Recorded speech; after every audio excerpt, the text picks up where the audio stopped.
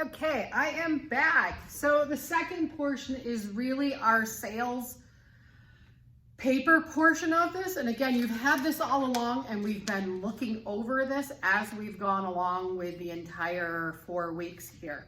So I have had you filling this out as we go along, and this is listed in your sales presentation in the modules section. And it legitimately, I've got it copied right into the actual final submission, and I will release this tonight probably. So it says here required is a report 3 to 5 pages providing insight into the industry you are working in, the company you are working for, the prospect you wish to sell to, and the product you are selling and your competition. So this is basically the background information that you have been searching for. And I know that papers tend to make people nervous, but you've already done most of the work and your work is looking great.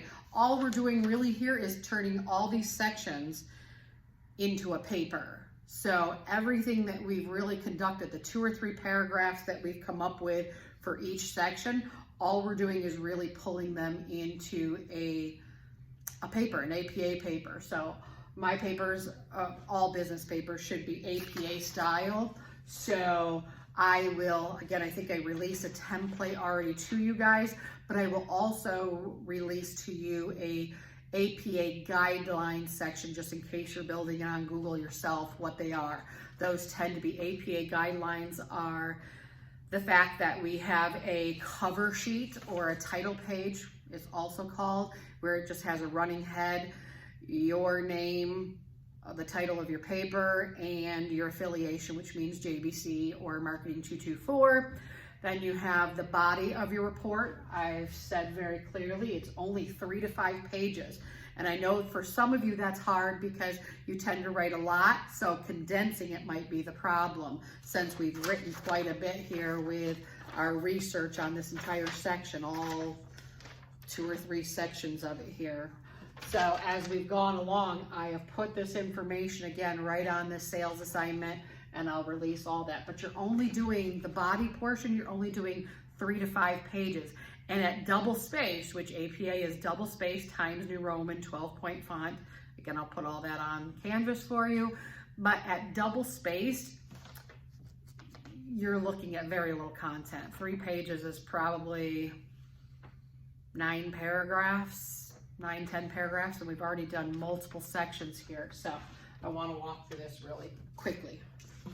So we have, at first, we have industry information. So all you're basically telling me in the beginning, of course you have an introduction for any paper.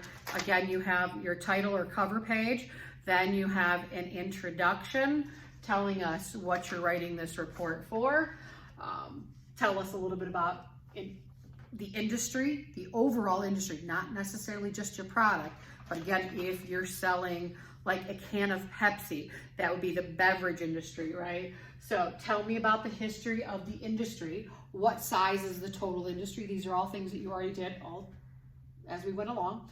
What advancements have been made in the industry? How has the soft drink industry moved from a small 1 or 2 competitors to thousands of potentially different soft drinks in the stores? The second portion, and this was all part 2 because part 1 was just selecting your product. So section 2 of part 2 is the company information. Tell me about the company particularly that makes your product. What is the history of your company? And this is where you can get really detailed. The presentation, we have to condense this because we are making a pitch really essentially and just telling them a little bit about ourselves and the company.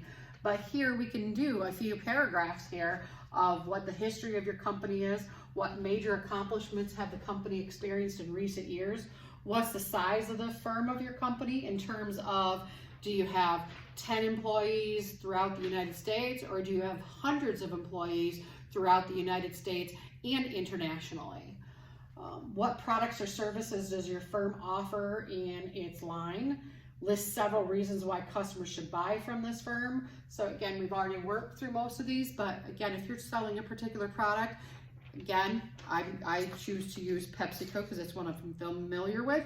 So if I was selling a can of Pepsi and that was my product that I chose, I could also go on to say that PepsiCo is a multifaceted company that actually owns many different things other than soft drinks. They own Tropicana, orange juice, they own Quaker Oats, they own Frito-Lay, snack line, the entire snack line. So they have a vast array of different products that serve their end users and their consumers.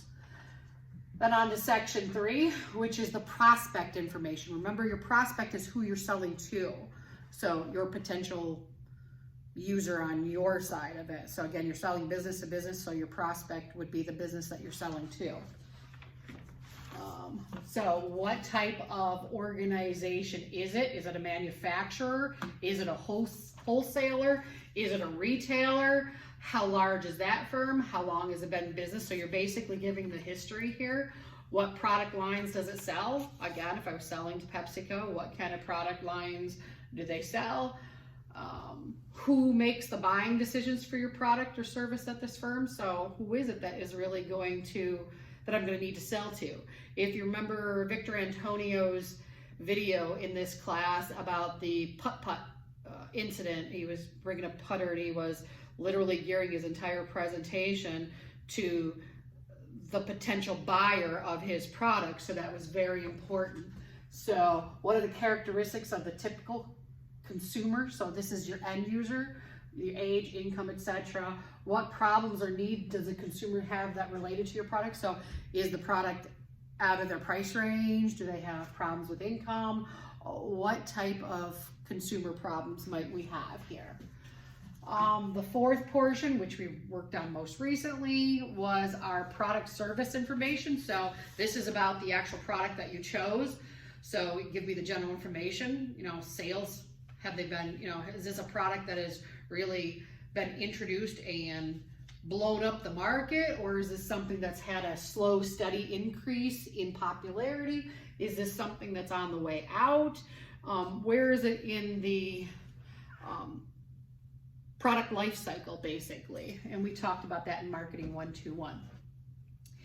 If you're selling a service, which none of you are selling a service, but you might be servicing the product, again, like I talked about in the other video, you might have a product that has a warranty, or you might have a product like my ring that has maintenance and things that I need to do to it.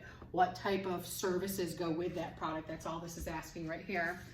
And again, who you're selling it to, who is your business to business that will ultimately resell it to the consumer. What is that suggested retail price? What is the price of your product? Remember, basic marketing is product, price, place, promotion. So what's the price? What is the percent of markup? You don't need to know the net margin. You don't need to know the percent of markup. Those are generalized things, and you would have those if you're in the industry. But since you're not, I just really want to know what type of, in general, what type of price that you sell it for, and what type of price that your buyer will be turning around selling. You're selling business to business. So if you can't find that information, make it up. Again, it's something, obviously, if you're not in the middle of that, you might not know. So you would have to know what the price of your product is per se. And the last one really is the competitor information. And again, I think you don't have to go through and answer every single one of these questions. These questions are really ultimately guidelines. There's not really too many questions underneath. It just has you looking at every single one of these sections with the same questions. The general information, who is your competitor? That's all it says. Literally go and find one competitor, and you would have looked in this information and said, okay, who is my major competitor? If again, I'm looking at Pepsi, my major competitor is easy, right? That's Coca-Cola. So has that company been in business longer than your competitor? What is the size of your competitor in relation to your firm? So again, the market share. I know that Pepsi and Coca-Cola go back and forth for what we call a duopoly. They are in dual control of our economic markets. So they are the two big heavy hitters in that industry. What is your competitor's policy on extending credit to its customers? Again, this might be things like Dell Computer that offers credit lines to purchase. It wouldn't be on something like my pop. Nobody's going to purchase my pop on credit. However, remember you're selling to businesses here. So it might also be extending credit in the line of most businesses don't do cash accounting. Most businesses do, not IOUs, but they handle the accounting pay later. They deal with payables and receivables, things like that. They don't deal with paying for cash the minute it gets there. So it's not just about how your product is serviced with credit cards itself, but extending the credit itself. So meaning that if you're doing business to business, do you extend credit to that particular business until they sell your product or whatnot? And some of these you won't possibly know, but these are questions to ask and questions to think about. What price does your competitor charge for its product or service? How does it compare to your firm? How quickly can your competitor deliver its product or performance service compared to your firm? What services does the competitor offer its customers after a sale is made? What are your competitor's major strengths and weaknesses? So your SWOT analysis is the biggest deal for almost every single thing we do here, because that's one of the most important things that we consider. If you're selling a service, which again, none of your selling services, but services might come with your product, we ask these questions. If you're selling a product, what is the history of the competitor's product? What improvements have they made over the years? What products does a competitor offer that your firm does not? So do they have a leg up? Again, those might be threats on your SWOT analysis. You don't need a SWOT analysis for this one. Again, this is just a paper, so I'm just looking for you to contemplate those things. And again, if you've picked a product with a public company, all that stuff is online. And let's look at the last portion of this section. It says if you're selling a product to a wholesaler or retailer who will resell it to the ultimate customer, what is the percentage of markup? Again, you don't need the markup or the margin, but I need to know what they sell it for versus what you sold it to them for, which would tell you essentially your markup. And what sales promotion programs does your competitor offer? This is important because if your competitor is out there, again, I utilize Pepsi and Coca-Cola. If I'm selling Pepsi and my biggest competitor is Coca-Cola and they have buy to, I know down at Tops, our local supermarket, they have back and forth. Pepsi and Coca-Cola have big deals going on about Super Bowl because it's, you know, big time, but they also have coupons like buy two get three free, where that's a huge savings.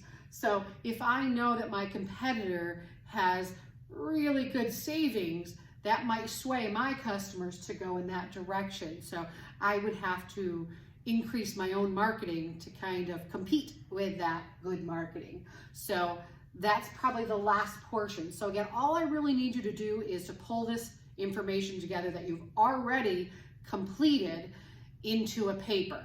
Again, the content, all these questions, you do not need to cover every one of them. You need to cover every section, sure, because your sections are very important and they're what's going to help your paper, but you got to have part 2 is all the background information, the industry information, the company information, the prospect information, the product or service information, and your competitor information.